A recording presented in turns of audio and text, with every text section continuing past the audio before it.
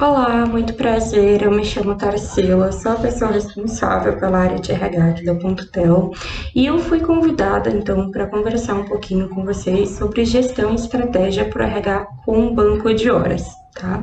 Pensando nesse assunto, eu acho que dividir ele em alguns tópicos, em alguns pontos, deixa o nosso papo muito mais fácil e fluido também, né? Então, eu quero começar falando um pouquinho sobre a parte de gestão e estratégia de RH, começando com o ponto do bem-estar dos colaboradores, né? Então, na área de recursos humanos, a gente precisa saber que essa parte de gestão e estratégia, ela vai muito além do planejamento da área, com metas, ações e etc, né? O RH é uma área da empresa responsável por diversos processos que envolvem tanto a empresa quanto o colaborador e, como o próprio nome diz, é uma área que cuida das pessoas que fazem parte da empresa. Então, eu acredito que o maior desafio de um RH atualmente seja buscar opções e meios de promover o bem-estar dos colaboradores, e isso inclui uma maior qualidade de vida no ambiente de trabalho, uma flexibilidade maior com os horários de jornada, seja ele em home office, né, com esse momento que a gente está passando atualmente, ou de forma presencial, e isso tudo acaba auxiliando a empresa no geral e aumenta a transparência na relação de trabalho e de satisfação dos funcionários, tá?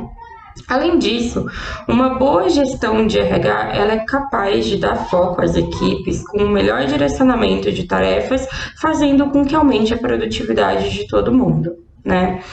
E quando eu citei ali essa parte de flexibilidade maior com horários de jornada, seja em home office ou de forma presencial, na minha cabeça já vem assim na hora, né? Então, hora extra sai caro, a má gestão dessa jornada sai caro e o passivo trabalhista ele fica passando ali na nossa cabeça o tempo todo, até porque é uma preocupação também da área, né? Então, outro fator importante de ter um RH que faça uma boa gestão dos colaboradores é ter em mente que se isso não existir, a empresa pode ter problemas no que diz respeito a uma vida financeira saudável, como por exemplo, uma hora extra mais gerida, ela pode sair bem cara para a empresa e isso pode ir se acumulando até gerar um passivo trabalhista, que é algo que ninguém gosta, né?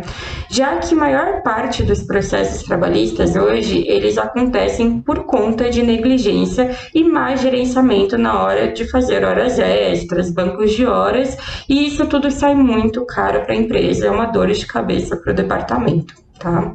Então, uma forma de evitar esses passivos e riscos de chegar a um processo trabalhista é através da prevenção, fazendo um controle, né, um bom controle.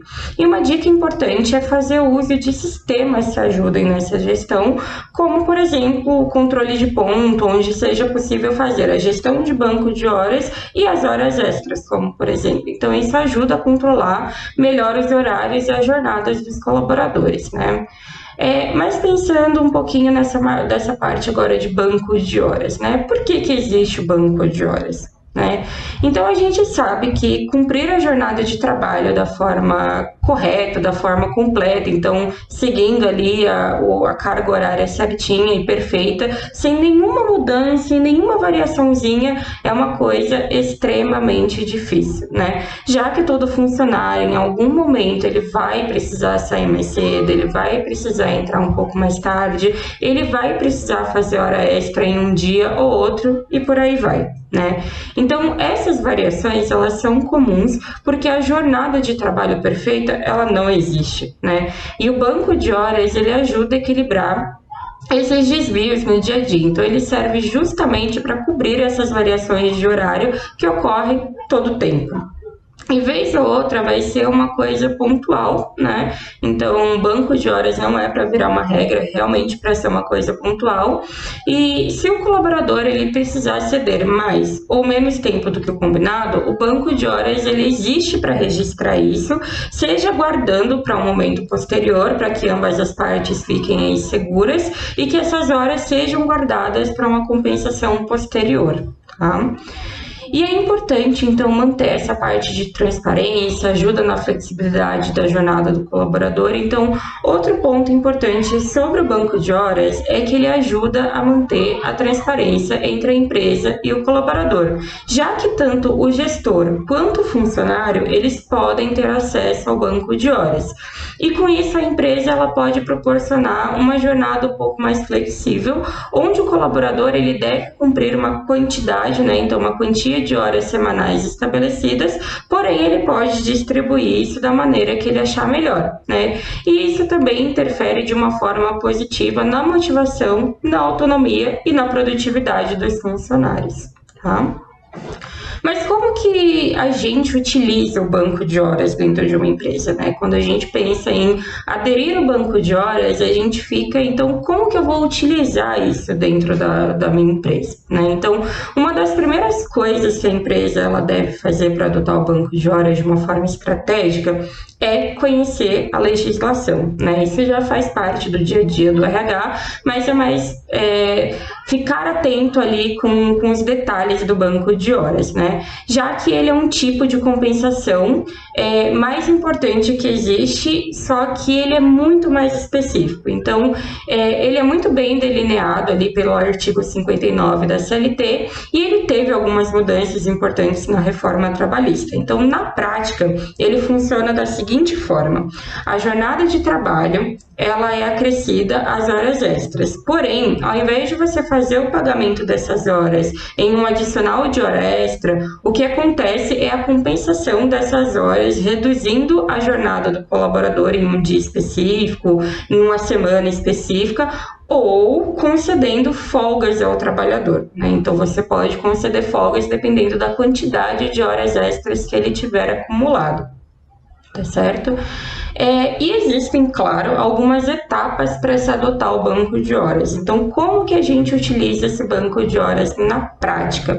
Então, conhecendo bem o que a lei diz, né, e as previsões da categoria, então a empresa ela consegue escolher qual a melhor modalidade de banco de horas para seguir. Até porque existem formatos de banco de horas, existem algumas coisas aí que o sindicato da empresa diz, então isso precisa estar muito bem esclarecido antes de se adotar, então antes de se aderir o banco de horas. Então o próximo passo, depois de ter lido com cuidado, de ter feito as consultas certinhas, é criar uma política interna sobre o banco de horas. Então, nessa política precisa constar todos os detalhes de como será a relação de banco de horas da empresa para que ele seja eficaz e estratégico, tá?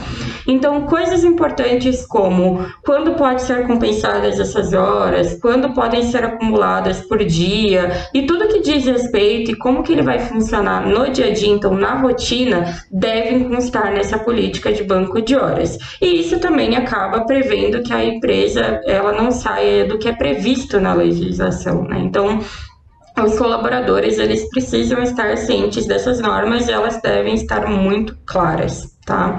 E aí que entra a parte do gerenciamento. Então, depois de implantar o banco de horas e toda a política, a gestão ela precisa então usar uma forma eficiente, né? Essa gestão ela precisa ser eficiente, já, né, que ela precisa evitar que eles acumulem mais do que é permitido por lei e que também que muitos colaboradores estejam aí ausentes em um período de alta demanda e ao mesmo tempo, né, precisem ceder essas horas para compensação num período certo e adequado. Então, depois de montar a política, é importante que a empresa ela faça essa comunicação assertiva com todos os colaboradores para poder implantar um modelo de banco de horas e explicar com todos os detalhes, sanar todas as dúvidas, né? E para isso, os líderes e gestores, eles devem estar alinhados, então, com a política, então, para que isso possa ajudar no gerenciamento e na implantação. Tá bom? Pensando agora nessa parte de banco de horas, como eu comentei ali de forma breve, existem tipos de banco de horas, né? Então, outro ponto de decisão nesse momento é saber se o tipo de banco de horas que você quer aderir para sua empresa, ele vai ser fixo ou ele vai ser móvel. Então, apesar do banco de horas fixo ele ter as suas vantagens, o móvel é o que mais se alinha com os interesses da empresa e do empregado. Tá? Então, nesse caso, se o funcionário ele tem muitas horas positivas, eventualmente ele vai recebê-las. Agora, se ele tem muitas horas negativas, vai ser descontado. Então, com o banco de horas móvel, tem um modelo que vai sempre empurrando ali para frente eventuais citações de banco de horas, e os gestores têm essa autonomia de antecipar o pagamento e descontos de horas com day off, esquemas de trabalhos em feriados, e em último caso, realmente acontecer a quitação desse banco de horas somente na rescisão.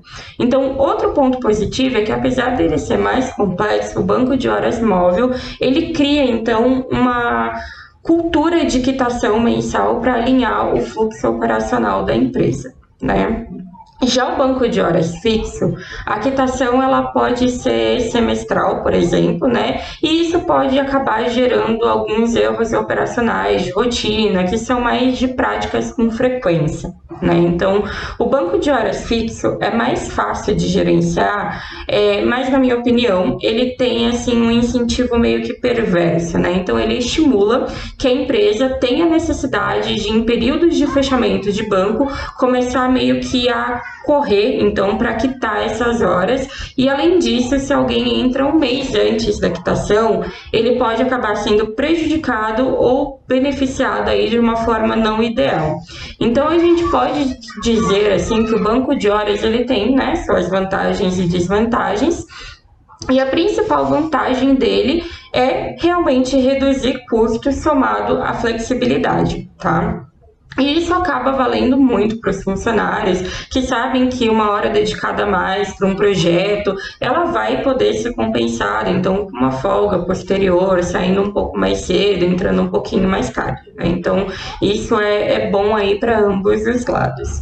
Falando um pouquinho mais sobre essa parte de vantagens e desvantagens, então, para o RH também traz uma economia enorme de tempo, de ao invés de todo mês ter que ficar fazendo os cálculos de folha de pagamento, com essa variação de jornada, tudo que fica dentro do banco de horas, então, diminui o tempo de fechamento no mês, né? Já as desvantagens, né? Então, como tem ali as suas vantagens, vem também as suas desvantagens. Então, uma das maiores queixas é que às vezes é difícil do colaborador entender como funciona o banco de horas e as suas regras. Então, por isso, é muito importante que eles possam ali acompanhar esses números e ter uma comunicação bem transparente, tanto com o gestor quanto com o RH a respeito dessas dúvidas, né? Então, não é no primeiro mês que todas as dúvidas vão ser sanadas, é colocando isso na prática, né? E ter esse canal de comunicação aberto e transparente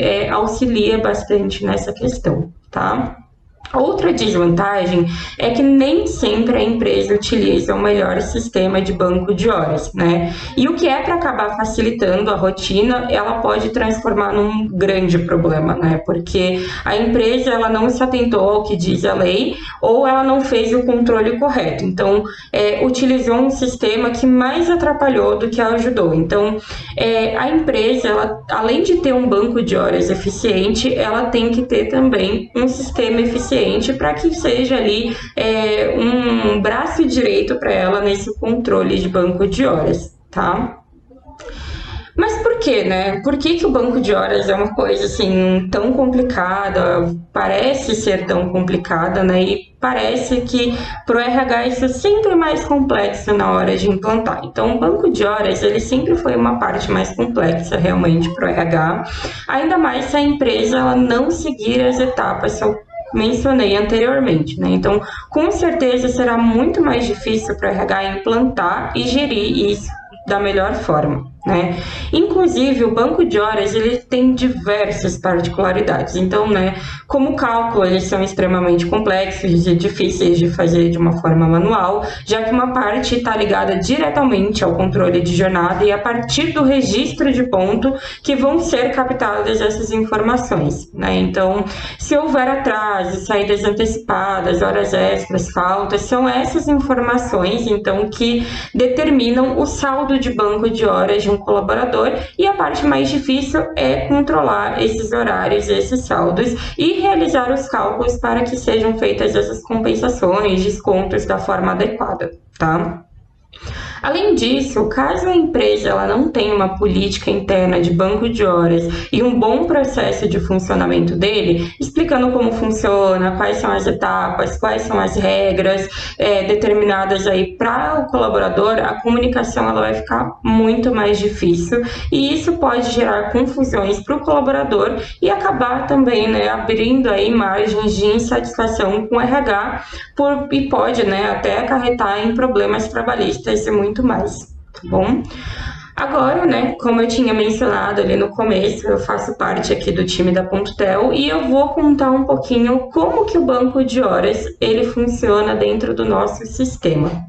Tá? Então, no sistema da Pontutel, o banco de horas ele é totalmente personalizado, então, né, a própria empresa ela cadastra como ele deve funcionar e o RH mesmo configura de acordo com a política de banco de horas que foi então estabelecida para a empresa, né? Então, as suas regras de compensação, de acúmulo automático, de compensação automática e diversos outros fatores de transformação dessas horas, né? Então, um diferencial nosso é que no nosso sistema a gente tem diversas regras de cálculo complexas, né? Então, para que o RH ele não precise ficar fazendo esse cálculo de forma manual, o sistema ele já entrega esses resultados de acordo com a forma que foi configurada por cada empresa, tá bom?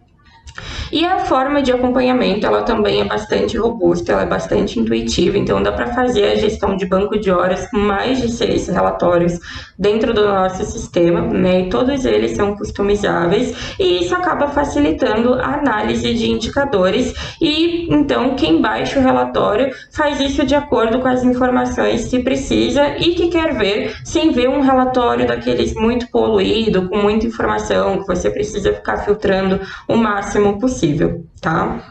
Então, o legal da gestão de banco de horas em conjunto com a gestão de ponto é que uma vez que o RH faz todo esse tratamento de folha, ele tem a possibilidade de fazer um travamento. Então, isso é bem importante porque ele garante que nada vai ser alterado no banco de horas do que passou. Então, tudo que ficou para trás e que foi travado, mesmo que a gente mude alguma regra, que a gente faça alguma coisa, nada disso vai ser alterado com as folhas travadas, tá? E o sistema ele torna tudo isso mais transparente para os colaboradores e para a empresa também, tá?